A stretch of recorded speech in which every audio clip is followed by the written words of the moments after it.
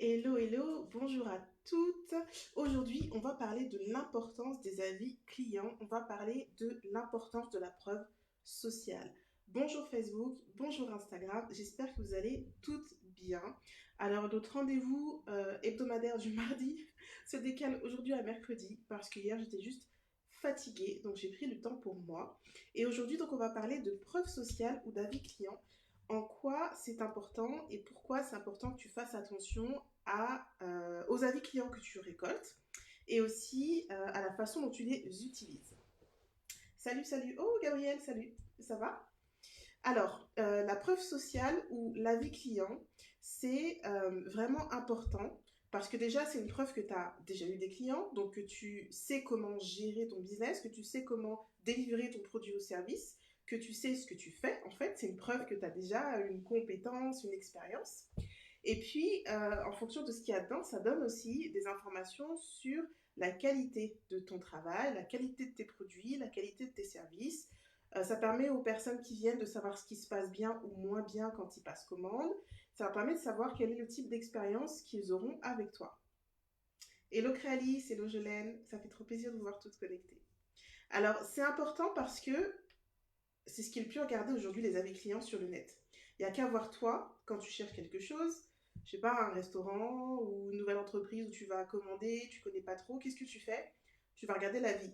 Tu vas regarder le nombre d'étoiles par rapport au nombre de personnes qui ont commenté, tu vas regarder la moyenne, tu vas regarder les avis qu'il y a. Personnellement, je vais voir d'abord les avis négatifs, voir tout ce qui ne fonctionne pas pour voir si ça me convient ou pas. Et puis il y a de tout. Des fois, il y a des clients qui sont juste pas contents parce que, je sais pas, parce qu'ils n'étaient pas de bonne humeur. Des fois, c'est parce qu'ils n'ont pas reçu encore le produit ou le service, donc ils ne peuvent pas encore donner leur avis, donc ils donnent un avis négatif, etc. Il y a vraiment de tout. Mais en tout cas, c'est une chose qu'on va voir assez rapidement parce que ça nous donne une température, ça nous permet de savoir comment d'autres ont vécu l'achat sur ce site ou auprès de ce professionnel-là. Donc c'est important parce que c'est vraiment ce qui est le plus regardé aujourd'hui et ça peut te faire gagner des clients. Juste avec les avis clients, juste avec la preuve sociale, tu peux gagner des nouveaux clients. Tout comme tu peux en perdre hyper facilement. Des gens qui se rendent compte qu'il y a plein de choses qui vont pas et ils disent c'est bon, je réponds pas. Donc le fait d'avoir un beau site internet, le fait d'avoir des beaux réseaux sociaux, ça ne suffit pas.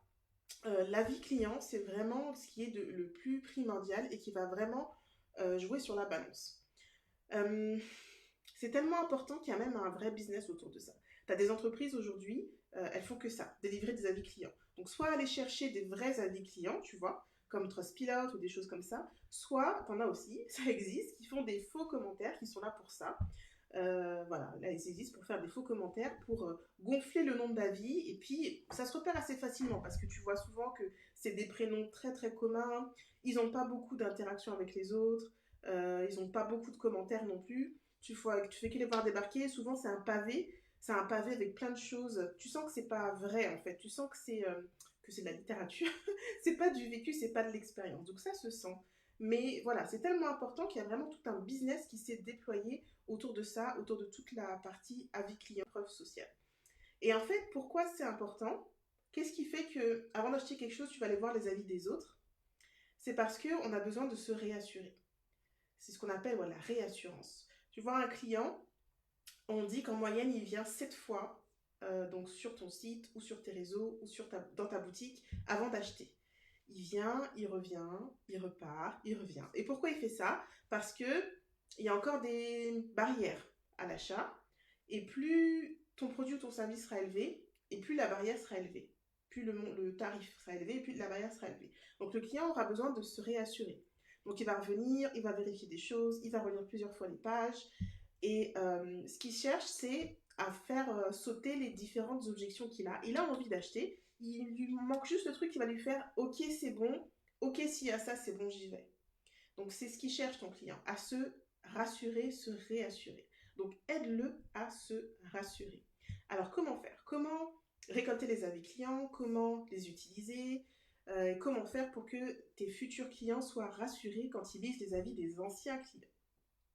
La première chose, c'est qu'il faut que tu aies une idée claire de ton objectif et de ta promesse. Il y a ce que tu vends et il y a ce que tu promets autour de la vente. Il y a ce que tu vends et il y a l'objectif que tu as par rapport à ton entreprise. Tu peux vendre, par exemple, quel exemple je pourrais donner? quel exemple je pourrais donner? Je sais pas, des matelas. Tu peux vendre des matelas et ton objectif, c'est quoi? C'est quoi ton objectif, c'est pas seulement de vendre le matelas. Ça peut être ton objectif d'être numéro un sur le côté qualité, je sais pas moi, qualité de la mousse, je dis n'importe quoi. Ou ça peut être vraiment la qualité sur la livraison, la rapidité de livraison, par exemple. C'est pas évident de se faire livrer un matelas. Donc peut-être que tu as mis en place des choses particulières et tu veux vraiment communiquer sur ça. Donc c'est ça en fait, savoir sur quoi précisément tu veux communiquer par rapport à ton entreprise, qu'est-ce que tu veux faire ressortir avant tout. Et puis, une fois que ça c'est clair, ça te permet d'orienter tes avis en fonction. Et puis la deuxième chose sur laquelle il faut que tu sois au clair, c'est sur les objections courantes. Les objections courantes. Alors il peut y en avoir plein d'objections, donc arrête-toi sur les principales, les trois principales, celles qui reviennent le plus souvent. Quelles questions les clients te posent le plus souvent, ou les personnes avant d'acheter, tes prospects. Quelles questions ils te posent le plus souvent et qui fait en fait, qui te permet de voir que ils ne trouvent pas la réponse facilement. S'ils viennent te poser la question, c'est qu'ils ne trouvent pas la réponse facilement ou qu'ils ont besoin d'être nourris encore plus sur le sujet, d'avoir davantage d'informations sur le sujet. Voilà les deux choses à regarder. Quel est ton objectif? Sur quoi tu veux communiquer exactement? Sur quelle promesse tu veux communiquer? Et puis les objections les plus courantes. Il ne s'agit pas ensuite, quand tu récoltes tes avis, que les gens disent juste ah oui, c'est génial, c'est super, j'ai adoré travailler avec elle, elle est énergique, elle est sympa, elle est dynamique. Ça, les gens, ils vont le voir. Ça, on s'en moque. C'est pas ça qui va faire que ton client va acheter. Ton client va pas acheter parce que tu es sympa. Ton client va acheter parce que tu règles son problème ou tu réponds à son besoin. Donc, l'important, c'est que à travers ces avis, on puisse démontrer l'intérêt qu'il y a à travailler avec toi, l'avantage qu'il y a à travailler avec toi, le côté pratique, ce à quoi tes clients sont sensibles, il faut que tes avis y répondent. Et en fonction de l'activité que tu fais, tu n'auras pas les mêmes besoins, retours qu'une autre activité. Une activité de bien-être, elle va pas mettre l'accent sur les mêmes choses qu'un créateur de bijoux ou sur les mêmes choses qu'un restaurant. Et un restaurant qui fait du fast-food, il ne mettra pas l'accent sur la même chose qu'un restaurant haut de gamme. Un restaurant fast-food, on cherche la rapidité. Restaurant haut de gamme, on cherche vraiment la qualité. Donc il faut que tes avis clients correspondent vraiment au service, au produit que tu délivres et à la promesse que tu délivres autour de ça. Comment faire maintenant pour les récolter? Peut-être que tu n'es pas hyper à l'aise dans le fait de le demander à tes clients. Et pourtant, la meilleure façon, c'est juste de demander. Encore une fois, prends-toi en exemple, toi, quand tu reçois parfois, tu as commandé quelque chose sur le net et tu reçois un mail te disant donnez votre avis. Des fois, le message, tu ne le reçois pas. J'ai mon foulard qui me gêne, c'est pour ça que je baisse la tête. Des fois, tu as c'est pas le moment en fait. Tu reçois le message, tu es en train de sortir de la voiture, tu as tes courses et tout, tu vois un message, tu regardes vite fait, c'est une demande d'avis, tu dis gérerai ça après. Et puis après, tu as d'autres choses qui viennent et tu le fais pas, tu oublies. Tu vois. Donc c'est pas que tu veux pas, c'est pas que tu n'es pas forcément content de ce que tu as reçu, c'est juste que tu oublies. Et à savoir aussi que plus le client il est content, pas plus le client, quand le client est content, juste comme il faut, il pense pas forcément à donner un avis. Quand il est extrêmement content, il va venir le partager. Quand il est très déçu, il va venir le partager. Et les clients, on va dire, normalement contents, vont pas forcément le partager. Tu vois, parce que pour eux, c'est normal d'être satisfait de leur commande. Donc, ils vont pas forcément le partager. Par contre, s'il y a vraiment un truc en plus, ils ont vraiment vécu une super expérience, ils le partageront plus facilement. Et s'ils ont vraiment vécu une mauvaise expérience, ils le partageront aussi, ça, crois-moi. Donc n'hésite pas à demander à tes clients de donner leur avis, à les relancer s'il y a besoin. Parce que des fois, les clients, ils voient pas, des fois, ils oublient, des fois, ils y pensent pas. Donc relance-les, mais pas trop non plus, parce que tu en as aussi qui ont juste pas envie. Moi, clairement, des fois, ça me saoule, j'ai pas envie de répondre parce que c'est trop long. Donc fais attention aussi à ce que ça réponde clairement à tes besoins, à ce que tu veux faire ressortir, mais mets-toi à la place de ton client, que ce soit pratique pour lui de donner son avis. Ce serait dommage que tu loupes des avis juste parce que ton processus de récolte des avis est trop compliqué, tu vois. Donc une simple étoile, un simple j'aime ou j'aime pas, un simple chiffre, des choses comme ça peuvent permettre de récolter des avis assez rapidement. Alors, il y a les demandes que tu peux faire par mail, tout simplement. Tu envoies un mail en disant, voilà, vous avez commandé, merci de donner votre avis. Ça peut être un formulaire où tu récupères des données, où tu demandes aux personnes peut-être de détailler un peu comment avez-vous vécu la livraison, comment avez-vous trouvé l'emballage, voilà, si tu veux vraiment rentrer dans les détails. Là, on est sur du témoignage écrit. Après, il y a tout ce qui est mesure, donc les étoiles Google, les avis sur Facebook, je crois qu'on mesure toujours, ouais, les recommandations. Recommandations Facebook, Toutes ces choses-là aussi sont assez faciles pour le client de répondre et c'est aussi très visuel pour un futur client quand il visite ton site ou tes pages de voir que voilà, tu as 5 étoiles, tu as 4,7 sur 5, etc. C'est facile, tout de suite il a une idée en se disant ok, c'est de la qualité. Et puis il y a tout ce qui est témoignage audio aussi. Tu peux très bien voilà, enregistrer une interview avec ton client où il va expliquer en quoi il est content. Et aussi les témoignages vidéo. Les témoignages vidéo, c'est vraiment le mieux. C'est vraiment le mieux. Si tu peux récolter des témoignages vidéo, c'est l'idéal. Et ensuite, tu vas les mettre sur ton site, par exemple, avoir une page spécifique témoignages où tu vas mettre tous tes témoignages. Ou alors, si tu veux un produit en particulier, tu peux mettre sur la fiche produit un service en particulier sur la fiche service pour faire ressortir le témoignage qui est lié à tel ou tel produit ou tel service. Si c'est sur les réseaux comme Google, comme Facebook ou sur ton site, surtout réponds aux avis.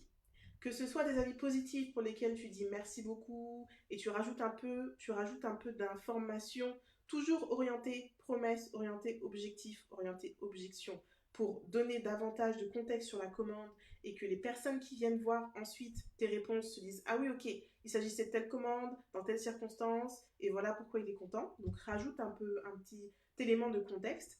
Et si les avis sont négatifs, il faut encore plus répondre, encore plus. Ne laisse jamais un avis négatif sans réponse. Parce que soit ça va donner l'impression que la personne a raison, soit, et aussi, ça peut donner l'impression qu'en fait, tu t'en fiches de savoir comment vivent tes clients, quelle expérience vivent tes clients. Donc ça, ce serait dommage. Donc surtout, réponds aux avis négatifs et réponds en essayant de te détacher un maximum. Hein. C'est pas toi qu'on critique, c'est ton produit, ton service ou la façon dont ça a été fait, mais c'est pas toi directement. Donc restez concentré sur ton client, ce qu'il a vécu et comment tu peux résoudre le problème. Surtout montrer que tu prends en compte son besoin, tu comprends qu'il n'est pas content et tu fais quelque chose pour y remédier.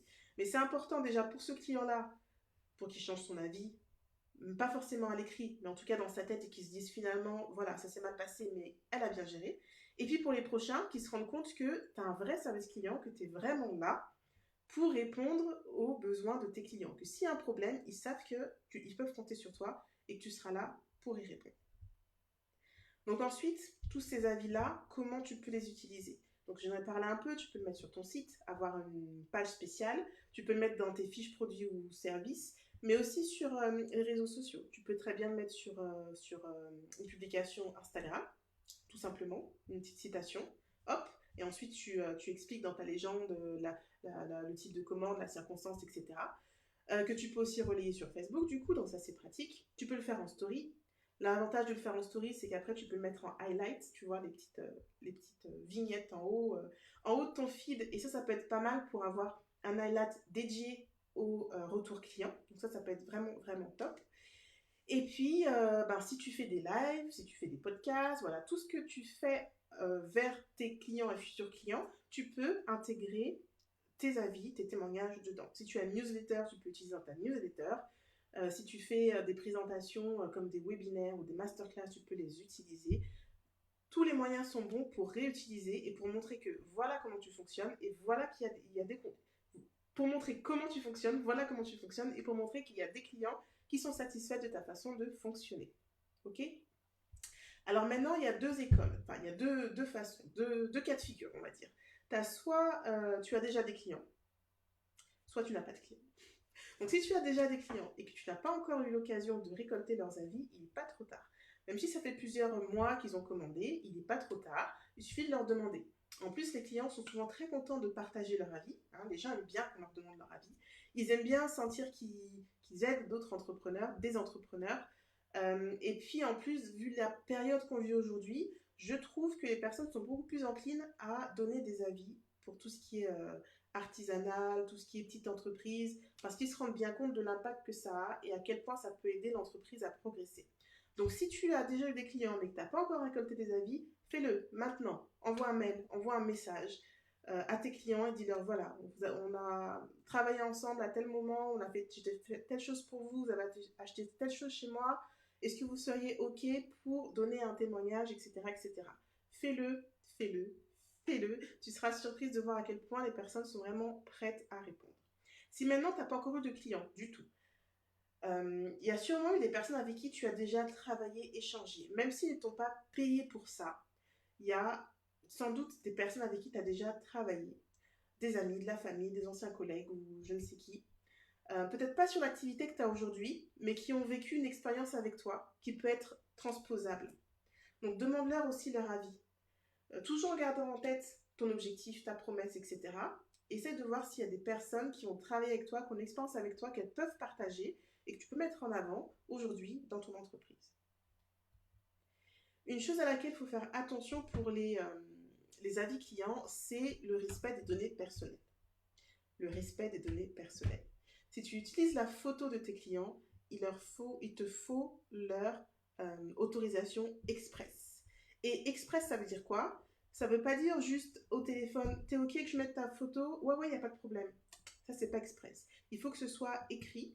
Il faut que ce soit écrit de façon individuelle, on va dire. Tu vois, si par exemple avec tes clients, tu as un contrat, et dans le contrat, c'est marqué le client consent à céder ses droits à l'image, etc. Il faut qu'il y ait une signature à côté de cette phrase-là, en plus de la signature globale de ton contrat. Parce que le droit à l'image, c'est quelque chose de très sensible, c'est quelque chose qui ne se présume pas, et il faut que tu aies l'avis, que tu puisses prouver que tu as la volonté claire et non équivoque de ton client. Donc, soit tu lui demandes par écrit, et soit tu lui demandes de compléter un formulaire où il coche des cases, etc. Mais en tout cas, il faut que tu aies une autorisation claire et non équivoque de ton client pour utiliser ces données personnelles. Données personnelles, donc c'est tout ce qui est photo, tout ce qui est nom de famille, tout ce qui va permettre de le reconnaître en tout cas, en fait, tout ce qui le mettra hors de l'anonymat. Donc, si ton client te dit non, je veux pas que tu utilises mon nom, etc., tu peux toujours utiliser le cas, mais tu vas changer le nom, tu vas ne pas mettre de photos ou mettre d'autres photos. Il y a un site que je ne citerai pas, mais qui travaille sur le domaine de la reconversion professionnelle, qui ne met jamais les photos de ses clients. Parce que ce sont des clients qui souvent en, sont déjà en entreprise, ont un projet à côté, mais n'ont pas forcément parlé à leur employeur ni à leurs collègues et n'ont pas envie que ça se sache. Donc ils restent en anonymat. Donc ce site-là, il va utiliser des photos de banque d'images. Euh, Tu peux aussi utiliser des images simples. Moi, j'ai beaucoup de clientes qui sont dans ce cas aussi de reconversion ou qui sont en évolution mais qui ne veulent pas forcément en parler. Elles sont plutôt discrètes, mes clientes. Donc, du coup, moi, comme c'est dans le domaine créatif, moi, j'utilise beaucoup des images de l'activité qu'elles font, des fois des images vraiment de leur activité, mais j'ai de plus en plus de clientes qui ne veulent pas qu'on utilise leur image. Voilà, donc ça, c'est un droit absolu qu'il te faut à tout prix respecter. Après, il y a la cohérence, toi, de ta communication. Mais si tu as des clientes qui sont OK et qui sont OK pour, enfin, clientes ou clients, OK pour que tu fasses des liens vers leur page sociale, des liens vers leurs réseaux sociaux, vers leur site, etc., vas-y. Mais en tout cas, il faut que tu aies une autorisation claire, équivoque et non équivoque. OK? Voilà, donc je pense que j'ai fait le tour des avis clients. S'il faut résumer, c'est vraiment primordial d'avoir des avis clients parce que ça va vraiment décider la vente. Tu as des personnes qui, t'as des personnes qui vont qui vont pas continuer à travailler avec toi parce qu'ils vont pas avoir d'avis sur ta page, tu vois. Ils vont partir en se disant, bah, il n'y a rien, ils s'en vont. Et c'est dommage parce que tu as sans doute déjà des expériences que tu peux partager et c'est dommage de perdre des clients juste pour ça. Mais ça arrive. Donc, importance d'avoir tes avis, d'avoir des avis qui sont authentiques, d'avoir l'autorisation de tes clients pour mettre leurs éléments personnels, surtout si tu es sur un sujet qui est sensible, mais bon, quel que soit, il faut que tu aies l'autorisation de ton client. Et puis, ne pas hésiter à utiliser, réutiliser ces avis, parce que dis-toi que la plupart des gens, ils ne retiennent pas. Hein. Tu vois, ils vont lire un moment la villa, ils ne vont pas retenir par cœur. Voilà. Les personnes, elles reviennent sur ton site, elles ne vont pas retenir les avis qu'elles voient. Donc, réutilise tes avis, réutilise-les. Tu peux utiliser les mêmes sur Instagram, sur Facebook, sur ton site, dans ta newsletter. Utilise, réutilise. Surtout, n'hésite pas parce que ça peut vraiment faire la différence et te permettre de décrocher des ventes. Si tu as des avis, surtout négatifs, réponds. Réponds, prends position, explique comment ça fonctionne pour que les personnes après, quand elles viennent, elles puissent se rendre compte que tu es là vraiment pour tes clients. la preuve sociale, l'avis client, ça fait partie complètement de ton processus client et c'est vraiment, vraiment important pour arriver à décrocher plus de ventes. Ok? Donc, si tu n'es pas encore dans mon groupe Facebook, je t'invite à le rejoindre. On discute de processus client, mais pas seulement. Je réponds à plein de questions hyper pertinentes et j'adore. Donc, tu peux me rejoindre dès maintenant en te rendant sur la page Facebook et en cliquant sur le lien, il me semble. Sinon, sur Facebook, de toute façon, le nom du groupe, c'est Entrepreneur Vitaminé et je t'accueillerai avec plaisir. Alors, je regarde s'il y a des petites questions. Sur Instagram, oh, il y a du monde. Hello, Marielle, salut, Chronique Beauté Noire.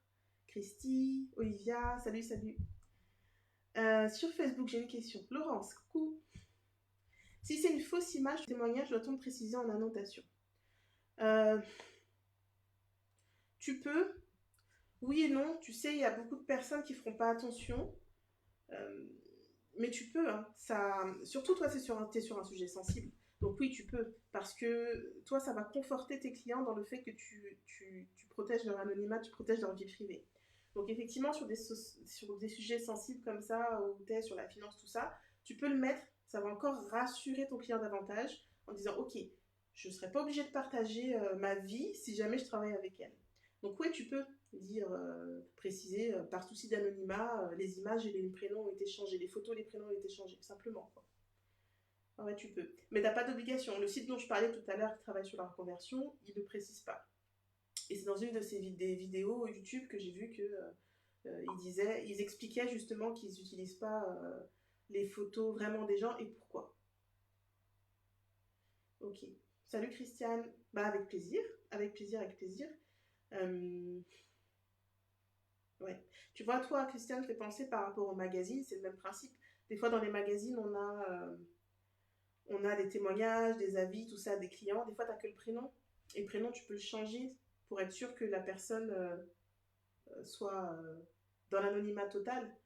Parce que quand toi, tu connais la situation, tu vois, et que tu connais la vie de la personne, le prénom, ça peut tout de suite te faire penser à la personne en question. Donc, l'anonymat, pour les personnes de l'entourage, c'est un peu moyen, quoi. Donc, ouais, pas hésiter à changer les prénoms s'il y a besoin. Et oui, le préciser, ça peut réassurer encore plus les clients éventuels. Ok. Euh, alors, j'entends des messages qui arrivent, mais je ne les vois. Alors, je sais pas pourquoi. Je vais voir directement sur Facebook. J'entends pop, pop, pop, mais je ne les vois pas. Hum, non. Bon, est-ce que vous avez d'autres questions sur l'importance de la vie client, comment les récolter, comment les communiquer, ou est-ce que c'est OK? Ok. Ça m'a fait plaisir de partager tout ça avec vous. Vous pouvez voir le replay sur Instagram, il sera disponible du coup sur IGTV, puisque maintenant les lives restent sur IGTV. Et puis sinon sur la page Facebook de Audace et Créativité, sans limite de durée. Jolène, salut, salut. Sur ce, je vous laisse. Je vous souhaite bon travail et bonne récolte d'avis clients. Si vous n'avez pas encore vos avis clients, allez les chercher. Et je vous dis à bientôt. Ciao, ciao.